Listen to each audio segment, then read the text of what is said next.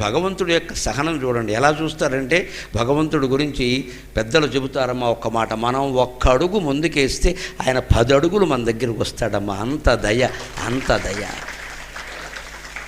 అందున వెంకటేశ్వర స్వామి అంటే కరుణ. గడ్డం దగ్గర మత్స చూడండి మీరు, ఎందుకు వచ్చిందండి ఆ మత్స?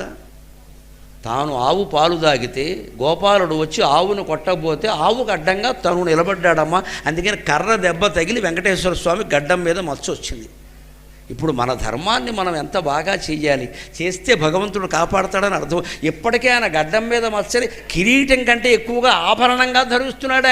నాకు ఈ మత్స ఎందుకు వచ్చిందో తెలిసిందా అని పత్రికల వాళ్ళు అడిగితే చెబుతాడు ఆయన. పలానా భక్తుడు ఆవును కాపాడాను నేను దెబ్బ తగలకుండా. మరి నాకు పాలిచ్చింది కదా, గోపాలుడు తప్పు లేదు, వాడు దాన్ని కొట్టాడు, మరి ఆవు అందరికీ పాలిచ్చేస్తే అలాగా యజమాని దగ్గరికి తీసుకు ఆయన ధర్మం ఆయన చేశాడు. ఆవు తన ధర్మం తాను చేసింది, పాలు తాగిన వాడు నేను కదా, దెబ్బ కూడా నేను పడాలి కదా. ఇలాగ మనం చేసిన తప్పు